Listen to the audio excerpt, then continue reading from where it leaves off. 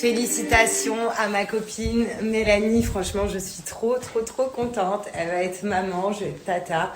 Et regardez, je vous montre une photo d'avant de nous deux dans notre première émission. Copine comme jamais, maintenant elle va être maman. Je suis trop heureuse pour toi et ton chéri. Franchement, j'ai trop hâte.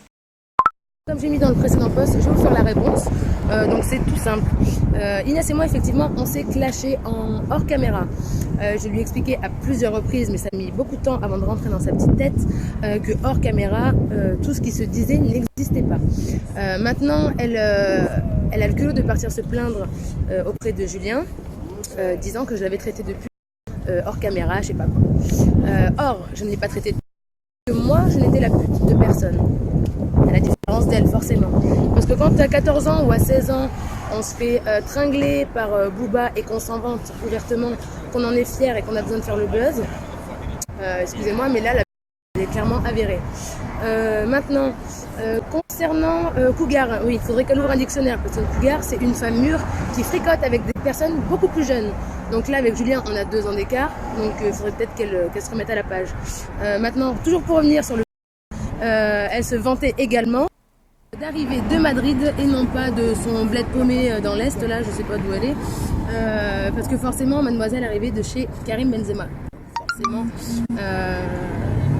ça plaît pas quand on parle de... Et encore une fois, tu te fais payer, là tu te fais juste entretenir, t'es qu'une pauvre meuf, une buzz comme on les appelle. Voilà, maintenant, laisse-moi tranquille, je fais chier personne, j'ai emmerdé personne, donc fais ta vie, fais ton buzz avec qui tu veux, mais avec moi ça ne fonctionnera pas. Allez, sur ce, bonne route. J'ai quand même des bases parce que j'ai voyagé, mais j'ai pas un anglais parfait, genre je comprends pas tout ce qu'ils me racontent avec leur accent couché dehors. Et franchement, c'est un gros tort de ouf, parce que je me rends compte que, bon, déjà l'anglais on sait qu'on fait tout avec, mais là, ici, là, si je parlais anglais, bah déjà j'aurais pas payé un taxi, je sais pas combien, hein, j'aurais pris un Uber. Bref, du coup, go prendre des cours d'anglais. Non, vraiment, c'est trop important. Et c'est un truc de fou. Je vous jure, j'ai même pas envie de rentrer en France tellement c'est bien ici. Genre, ça tue. Il fait pas très beau, il fait pas beau. Non, il fait pas beau. Genre, c'est pas une rumeur. En même temps, quand on va à Londres, on s'attend pas à trouver un grand soleil, donc ça va, c'est pas trop décevant. Mais par contre, je pense que tout ce qu'on m'avait dit vis-à-vis de cette ville et ce que je vois, je vous jure, c'est tellement 100 fois encore mieux que ce qu'on me disait. C'est un truc de ouf.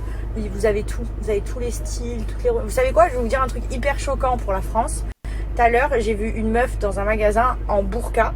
Et je vous mens pas. Genre, elle avait que les yeux, elle avait des lunettes. Et elle était couverte les mains et tout.